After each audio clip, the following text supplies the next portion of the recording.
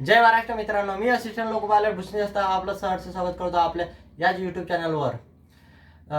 मी हा व्हिडिओ बनवतो कारण की मला 2-4 मित्रांचे कॉल आले होते की आपला आता आगामी काळात 13 फेब्रुवारीपासून असिस्टंट लोको पायलटचा प्री एक्झाम होणार आहे CBT 1, जे काही 75 मार्कासाठी राहते. त्याच्यामध्ये 20 मार्क मॅथचे आणि 25 रिझनिंग, 20 मार्काचा सायन्स आणि GK राहतो. त्यासाठी 3-4 मुलांचे कॉल आल्यामुळं एक म्हटलं की चला आपलं महाराष्ट्राच्या विद्यार्थ्यांसाठी आपण एक व्हिडिओ बनवूनच घ्यावा. तर बेसिक गोष्टी सांगणार आहे, जास्त काही मी भानगड सांगत बसणार नाही, कारण की तुम्हाला तेवढं माहीतच आहे. तुम्ही जर प्रिपरेशन करत आहात तर तुम्ही कुठून कुठून काय करता. आता या व्हिडिओमध्ये आपण मॅथचे टीचर किंवा रिझनिंगचे याच्याबद्दल डिस्कस नाही करू, कारण की ऑलरेडी तुम्ही जे काही प्रिपरेशन केलेलं आहे ते इनफ आहे. तर आता फक्त तुम्हाला जे 5-6 दिवस राहिलेले आहेत, तर लास्ट टाइमला काय काय करायला पाहिजे मी तेवढं थोडक्यात सांगेल. तर लास्ट टाइमला माझ्या मते तरी तुम्ही जो काही अभ्यास केलेला आहे आतापर्यंत त्याच्यावर ठाम राहा आणि त्याची रिव्हिजन करा. जेवढं रिपीटेड टाइम तुम्ही रिव्हिजन करता तेच तुमच्या कामात येईल. नवीन काही वाचतो किंवा ॲडव्हान्स मॅथ राहिलं, समजा मॅथमॅटिक्समध्ये आपलं कसं राहते, अल्जेब्रा, बेसिक मॅथमॅटिक्स राहते आणि एक ॲडव्हान्स राहते. तर ॲडव्हान्स असं काही CGL वगैरे किंवा SSC लेवलचं तेवढं करायच्या भानगडीत पडू नका तुम्ही. आता लास्टच्या टाईमला तुम्ही अरिथमॅटिकवरच फोकस करा. ॲडव्हान्स मॅथचे राहतात पण थोडे बेसिक बेसिक क्वेश्चन राहतात, पण तरी तुम्ही जर झालेले असतील तर लास्ट टाइम फॉर्म्युले एक रिव्हिजन करून जावं असं मला वाटते.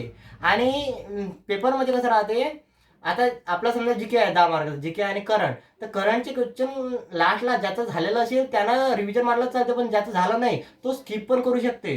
करंट हे TCS हे करंट कुठचं बी आणि काही पण विचारू शकते. त्याच्यावर तुम्ही करंटला टाइम दिल्यापेक्षा जे काही वाचलेलं आहे तेच रिव्हिजन केलं रिपीटेड टाइम, तर तेच तुम्हाला बेनिफिट देईल.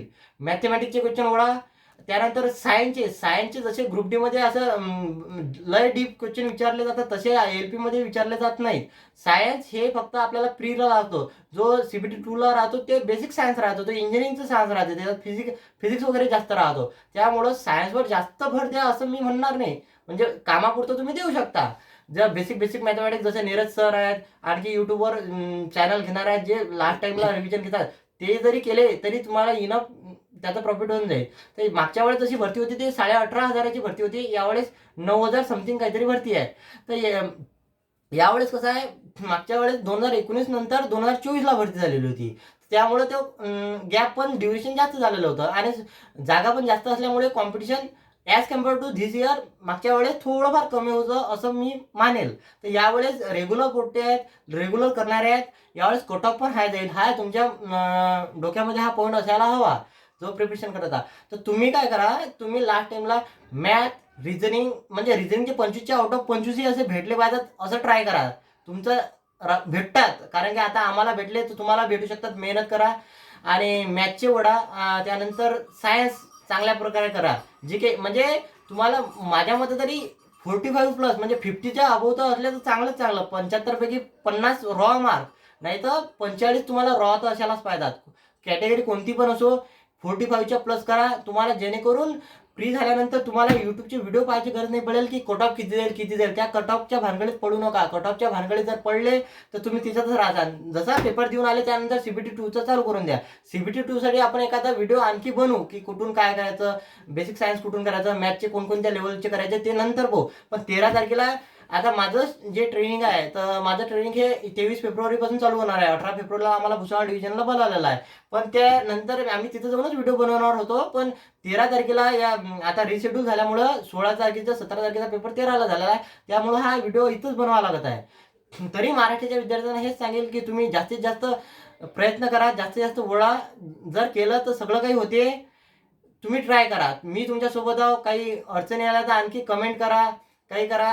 जर काही अडचणी आल्या आणि मॅथ वगैरे मी टीचर पण सांगितले असते की कुठून काय करायचं, पण सध्या तो टाइम नाही. जेथून काही केलं असेल तुम्ही, पुस्तकातून केलं असेल, टमक्या सरापासून, या टमक्या सरापासून केलं असेल, जे काही केलं असेल ते नवीन काही वाचू नका आणि पॅनिक होऊ नका एक्झामच्या अगोदरच्या दिवशी. आणि इगो सर्व काही युट्यूबवर सांगतातच, तसेच मी पण सांगेल की बुवा एक्झाम स्किप. तुम्हाला जर एक एक्झाम देताना ॲटलिस्ट हे पाहिजे की एक पेपर हा तुम्ही ॲटलिस्ट 2 टाइम पाहायला गेला पाहिजे.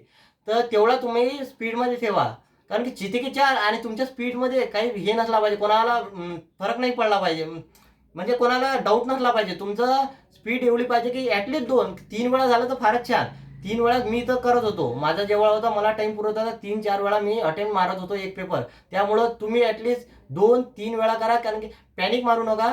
जर लेंदी क्वेश्चन असला तर काही काही क्वेश्चन असे राहतात की सोडून देण्याचे राहतात, आणि काही काही क्वेश्चन असे राहतात की नंतर स्किपचे पण राहतात. आर्ट ऑफ स्किपिंग आली पाहिजे, चांगला द्या.